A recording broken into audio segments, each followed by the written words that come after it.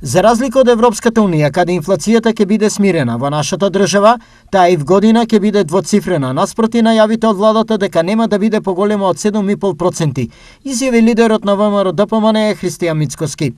Па според буџетот кој што го предложија за следната година предвидуваат инфлација од 7,7% и раст на економијата од 2,9% на бруто домашниот производ.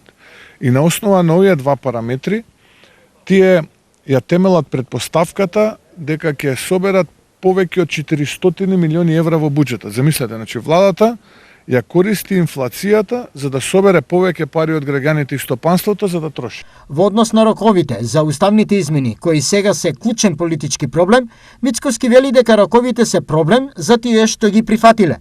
Но требало тие што се одлучиле на таква политика да водат сметка пред да потпишуваат договори дека немаат услови за таков политички маневар и нема политички таков маневар и нема да има уставни измени такви какви што вие сега ги прочитавте.